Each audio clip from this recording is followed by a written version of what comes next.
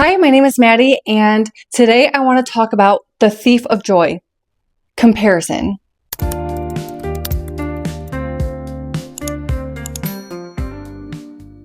We live in a world where it's too easy to compare ourselves to others, whether it's our looks, our success, or even our relationships. But this comparison is stealing your joy and your confidence. So let's go over some strategies we can do to fix that. The first strategy is shifting our mindset from one of competition to one of inspiration. When we see people as competition, it only fuels our insecurity and creates kind of a lack mindset for us. They're ahead, so I'm behind. They're so beautiful, so I'm ugly. The only person we should be measuring ourselves against and competing against is, first and foremost, ourselves. So if we go from competing with others to looking at them as inspiration, we're no longer putting the pressure on ourselves or feeling the insecurity. It's more of a spotlight on what's possible out there. It's proof of possibility. When you notice yourself starting to compare yourself and get jealous, competing with somebody else, stop and think instead, what about their journey inspires me for my own? Or how does it change my view on what's possible for me? When we think about how their journey inspires us, we can use that to plan our next steps for ourselves so we can also achieve that. Just remember, at the end of the day, their success or their looks isn't there to show you what you're lacking, but rather what's possible for you. The next strategy is truly focusing on your own progress. Replace progress with success, with looks, with relationships, but the overall message is focus on yourself.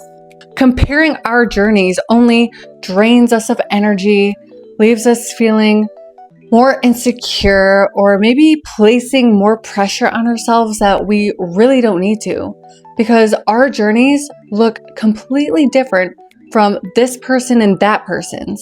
When we focus on ourselves, we're no longer comparing these made-up timelines. Progress is progress, no matter how long it takes. Some simple ways we can focus on our own progress is to celebrate the small wins. It keeps you more motivated. Whatever you're chasing, success, love, money, it's not about the end result, because let's be real, your end result will continuously change as you grow and evolve. So it truly is, I know you've heard this, but it is about the journey. No matter how many times that's repeated to us, it's still hard in the moment because we're currently in the journey, but it's hard to see that from when you're inside of it. You know what I mean? But that's why we're going to celebrate these small wins. And don't forget to remind yourself that the only person you're competing with was the person you were yesterday, because that's your journey. Third, we're going to practice gratitude and self-compassion. If we combine these two, gratitude and self-compassion, we can try to break that cycle of constantly comparing and feeling like we're missing something.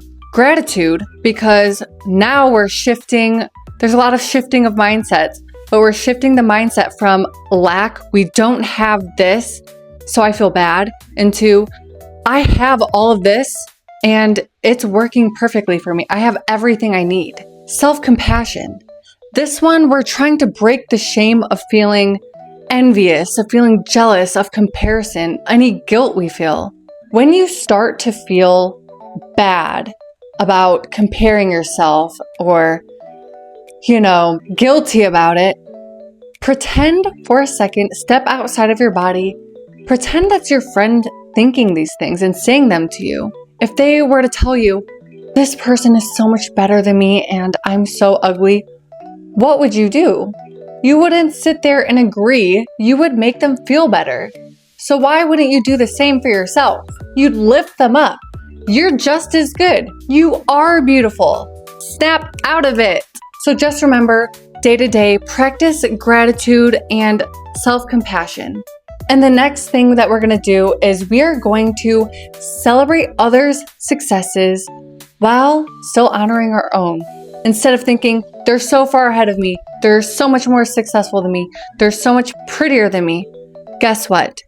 There's enough of all that in the world to go around so they can have it and so can you too. Let's be genuinely happy for people when we see them have what we want. Let it excite us for our own journey. Again, proof of concept. They have it. Why can't we? That's so exciting. Yay for you and yay for me. Again, if we're gonna go to looks, think of a field of flowers. Every single flower is different, but they're all so beautiful. They're so pretty. You're one of those flowers. So if you see another flower, we can say, wow, that flower is so pretty, but I'm also a flower and I'm so pretty too. So the mantra for this strategy that I want to impart upon you is, their light does not dim mine. Don't just say it. Sit there and think about it and realize the truth of it. These can all just be words unless you really sit there and think about it, okay? Lastly, we are going to define our own success. Again, replace success with maybe looks, relationships, etc., whatever it is that you compare yourself against.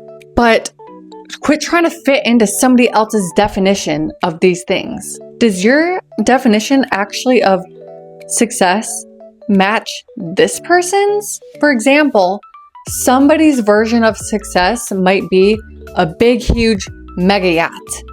And for another person, their version of success is feeling calm, being stable and grounded in a regular sized home, being at peace. They're two completely different versions. One's a mega yacht, one's like a perfectly normal life. And if this person who has the regular life is looking at this person on a mega yacht saying, this is what success looks like, then this person who already has everything that they need, they're going to feel inadequate until they take a step back and realize, I don't actually want a mega yacht. That's not success for me. That actually sounds like a big chore and a headache. You need to find your own definition or you're always going to feel behind. To find your own definition, ask yourself, what matters to me most? Am I chasing this thing just because others tell me that I should be? Do I truly even want that? So if you struggle with comparison, I hope that this could help at least even a little bit. And I think I want to start doing giving a journal prompt because I love journal prompts. So today's prompt is, when you celebrate others, what fear comes up for you? Why? How can you reframe it? Please like and subscribe for more mental health and overall well-being content. And yeah, thank you for being here. Let's step into the best versions of ourselves and compete only against ourselves. And I'll see you next time.